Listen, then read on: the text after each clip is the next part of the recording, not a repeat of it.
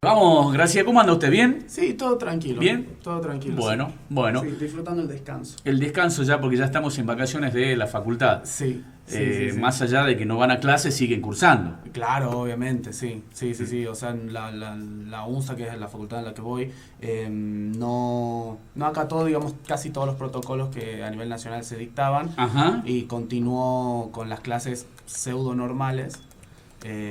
Todas las materias que se supone que teníamos que tener en el cuatrimestre las tuvimos, por lo menos nosotros, ¿no? Uh-huh. Mi comisión la tuvimos, rendimos todas y bueno, solamente solamente tuvimos problemas con las fechas de parciales y todo eso, pero desde el principio del cuatrimestre que tuvimos clase.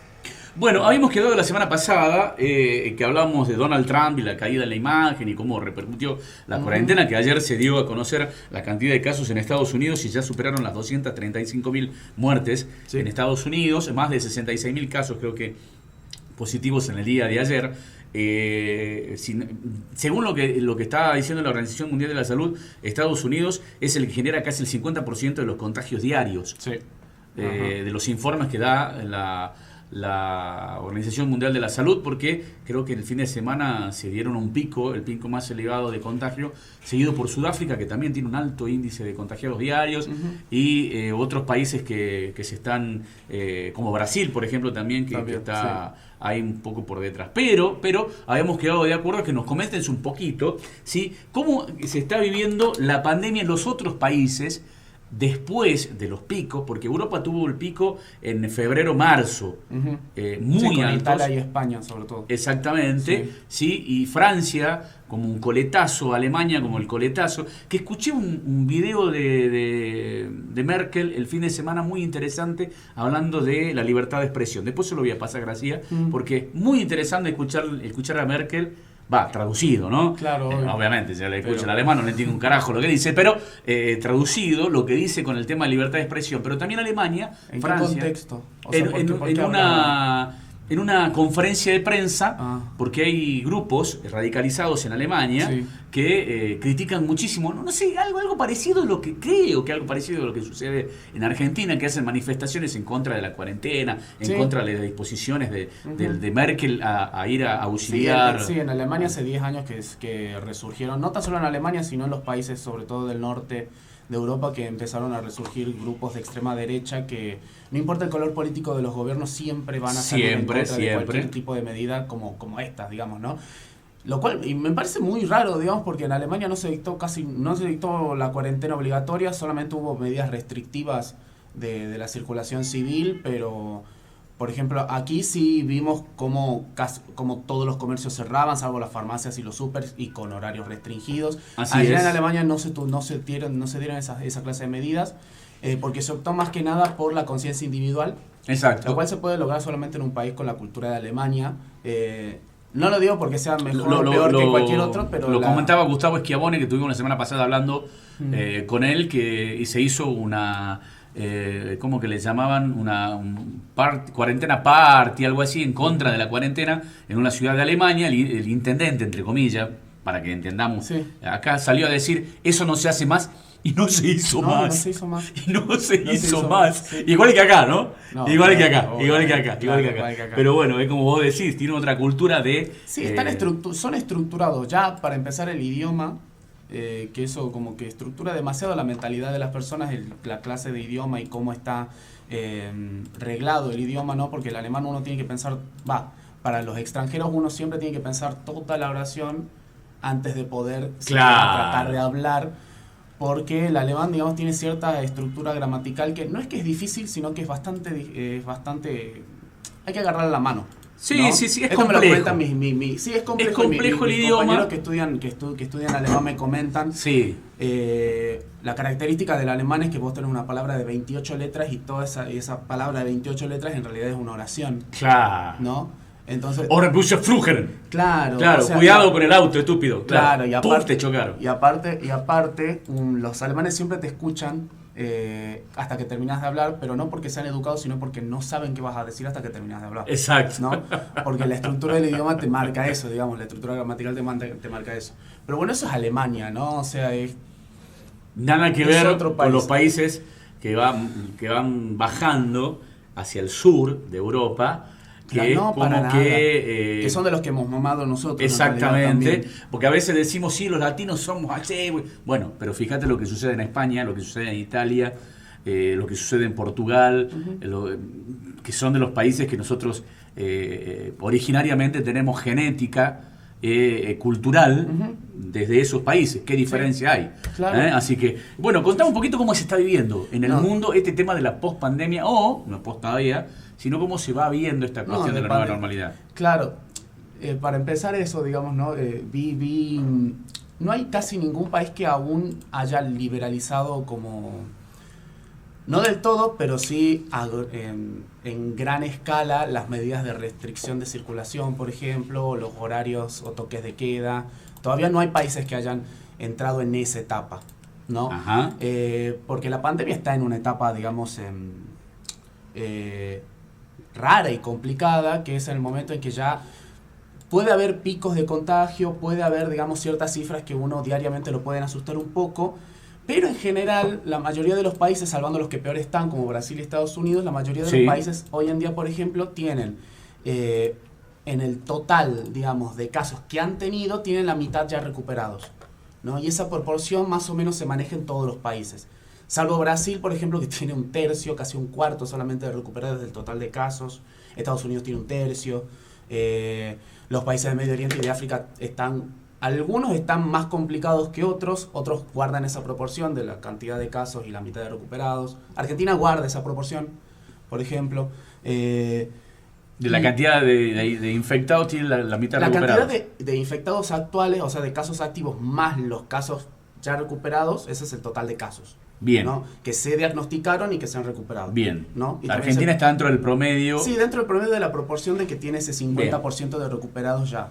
¿No? Bien. Y de total de casos activos tiene la otra mitad, ¿no? Que no son recuperados, y la proporción de muertes es mínima, ¿no? Sí. Alcanza el 10%. No alcanza el 10%. Sí.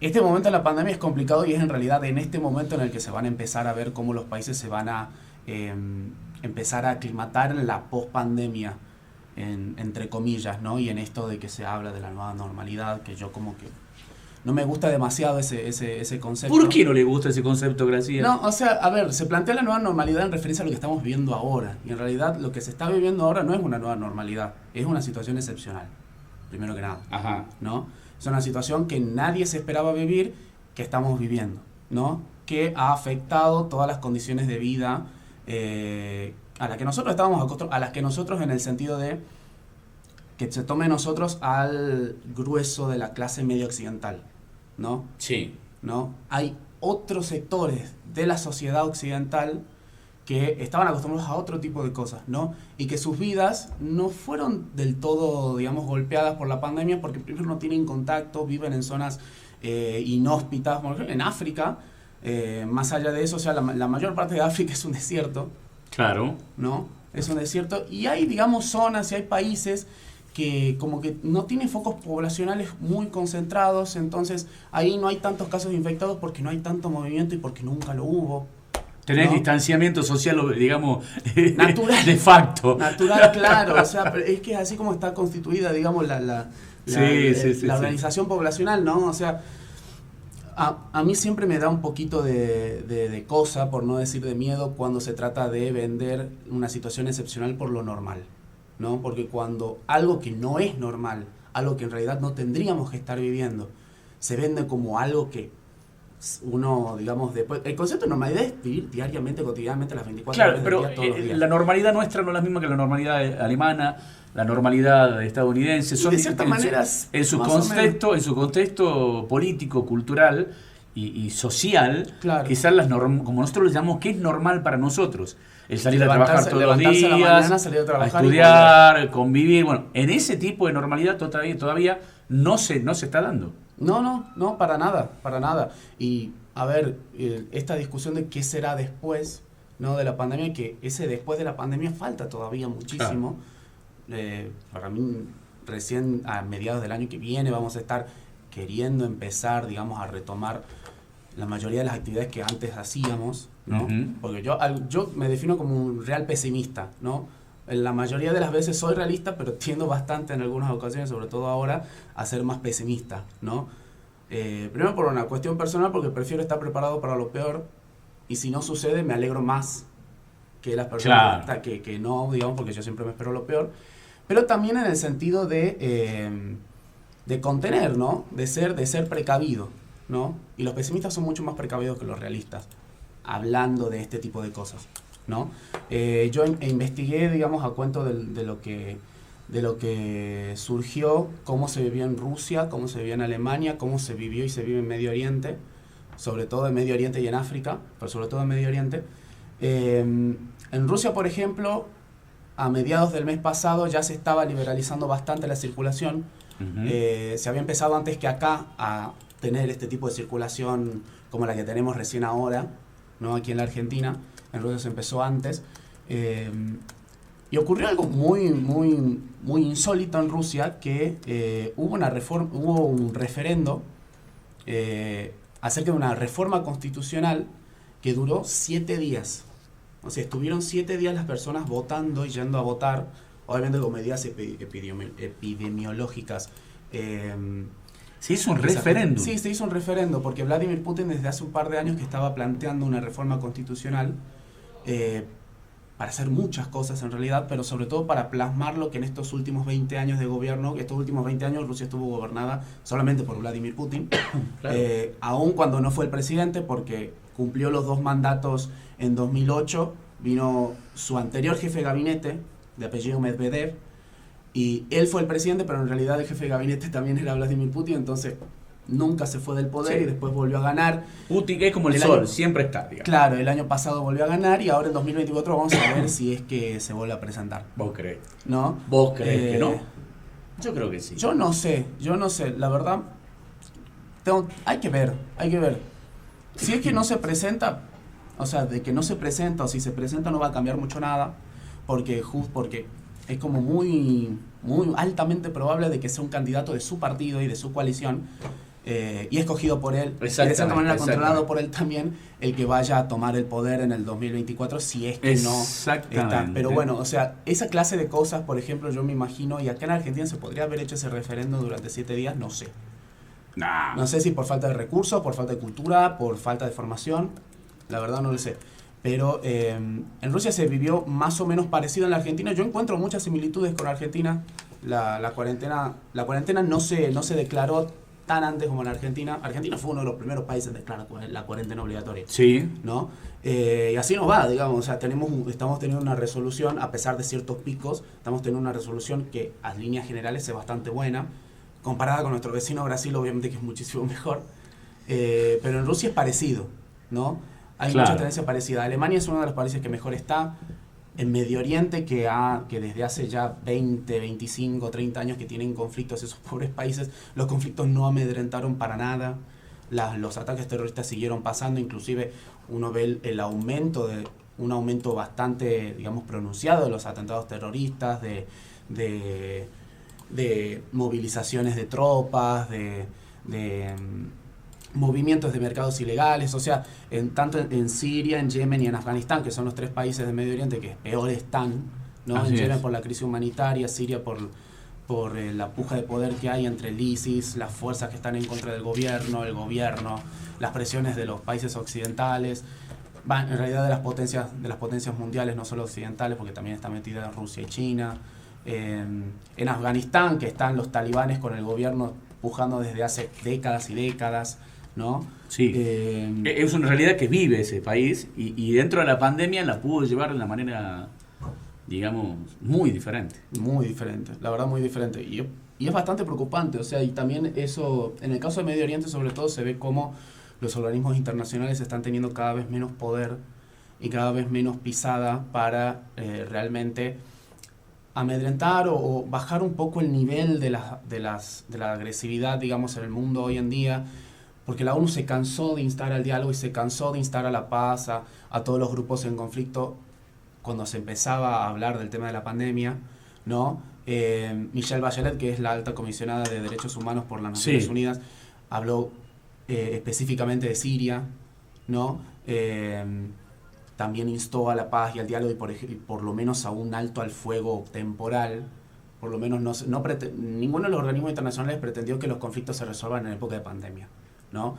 Pero sí, como que se pidió cierta racionalidad que desde hace rato que no se ve, sí. ¿no? Pero lo mismo se pidió, pero no se cumplió para nada. No se cumplió para nada. No se cumplió para Bueno, nada. a ver, vamos a un poquito de música, a cumplir con la tanda que estamos atrasados, después seguimos, porque hay otros países ahí que también que es muy interesante cómo están viviendo la pandemia, esto que ha golpeado al mundo de una manera histórica. Sí. Es la primera vez que pasa en la historia moderna en el mundo este cimbronazo en todo sentido, económico, social, cultural, que seguramente va a dejar secuelas. Sigue esto a nivel mundial, lo que me llamamos a decir, porque recién me decía usted que la nueva normalidad como que Sí, no le gustaba. No me gusta. No le gustaba. No, Bueno, no me gusta. usted también está dentro del equipo que vamos a contramano todo, porque Sí, todo el mundo habla de la nueva normalidad. Sí, bueno, esa es una moda que se instaló en los medios, más que nadie en los medios. Sí, Solamente en los medios, después de la prensa especializada, cuando yo digo medio masivo de comunicación, ¿no? Y incluyo las redes sociales, ¿no? Después la prensa especializada, que ahí sí ya son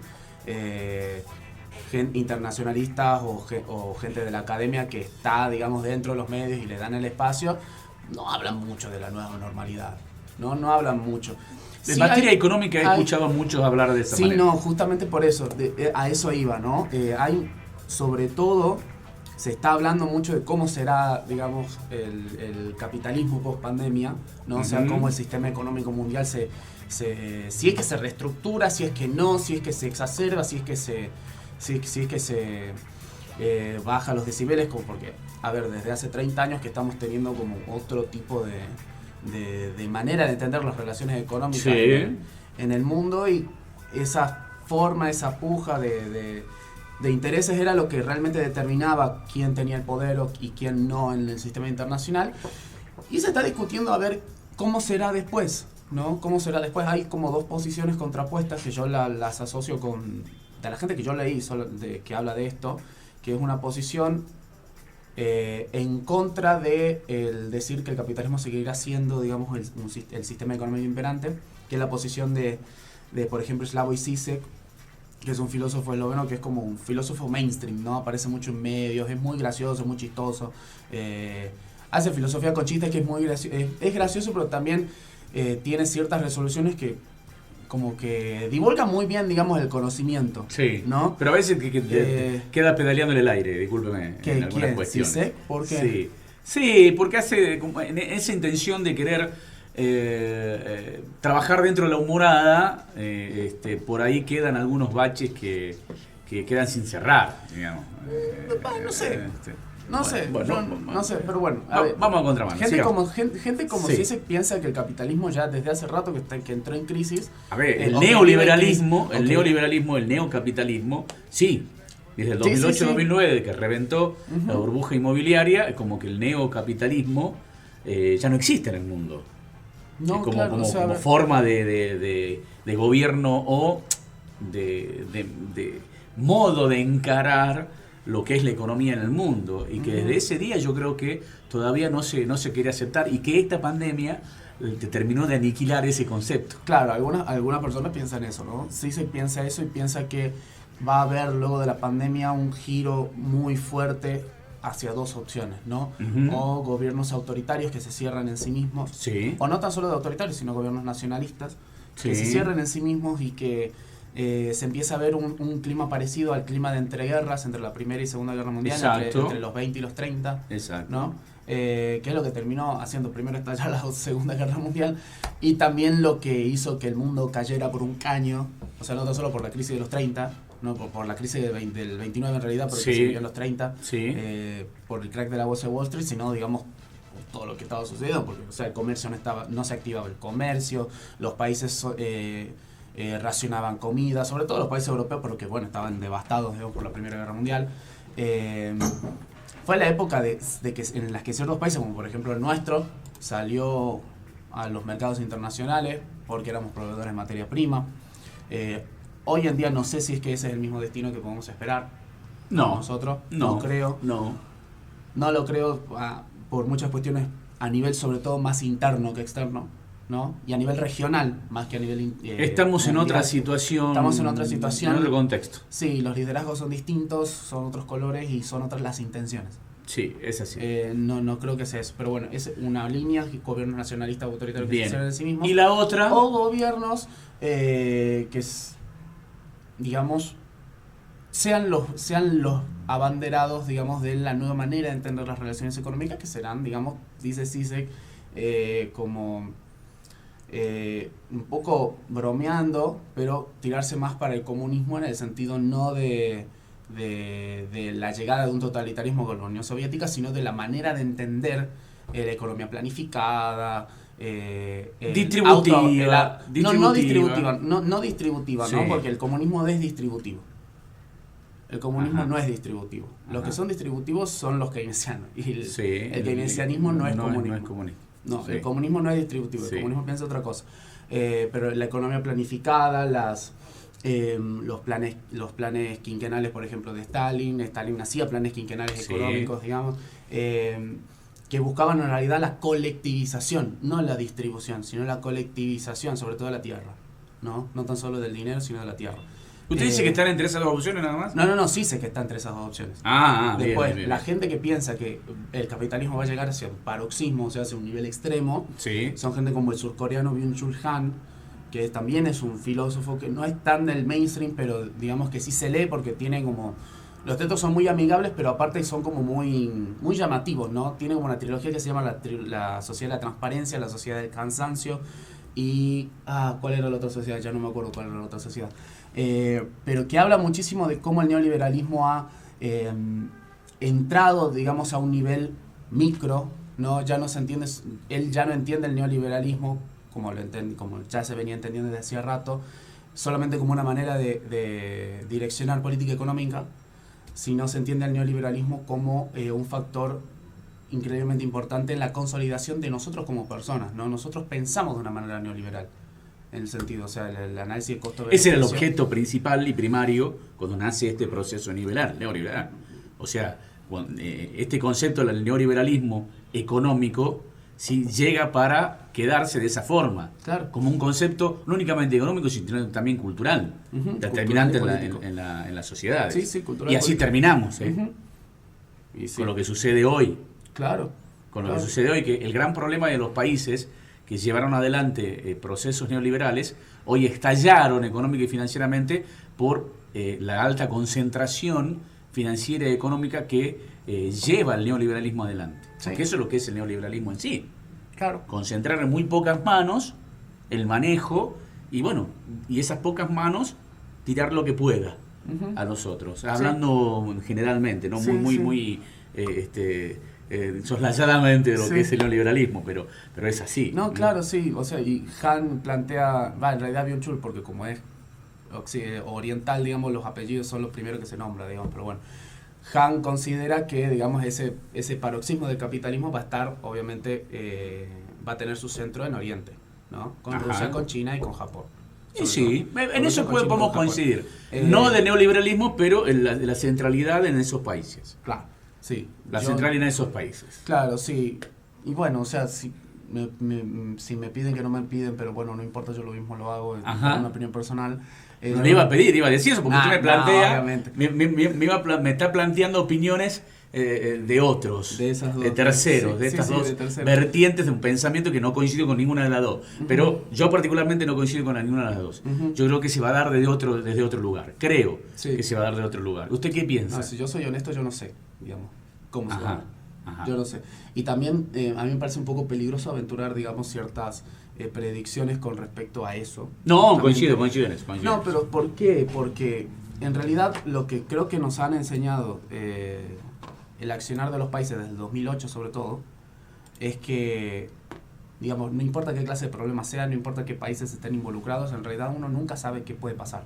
Obviamente. ¿No? Uno nunca sabe qué puede pasar. Desde el 2008 para acá, antes sí era como más esperables ciertas reacciones, ¿no? A partir de la caída de la Unión Soviética durante todos los 90 ya se sabía de cierta manera, por ejemplo, que se iba a estallar Yugoslavia, que en el sur de África iban a estallar lo que estalló, digamos que iban a empezar, que se iban a exacerbar también los conflictos en Medio Oriente, se sabía, digamos, se manejaban y los analistas siempre tenían en cuenta eso, ¿no?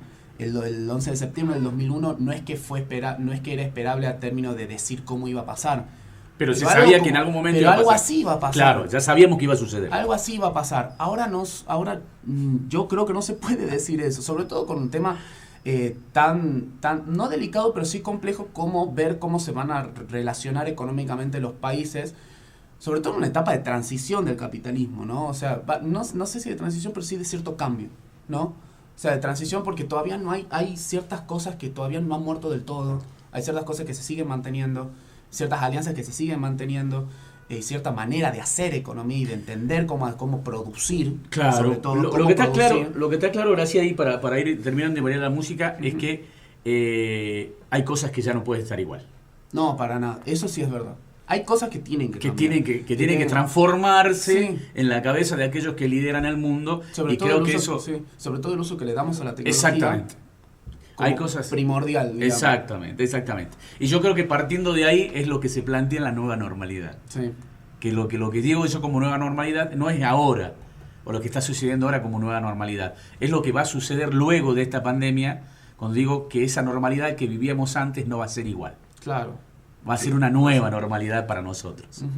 Como lo que dice usted, que lo vamos a poder charlar. Bueno, le agradezco mucho como siempre. No, por favor, gracias a ustedes por el espacio. Instagram. NachoGracia.lit.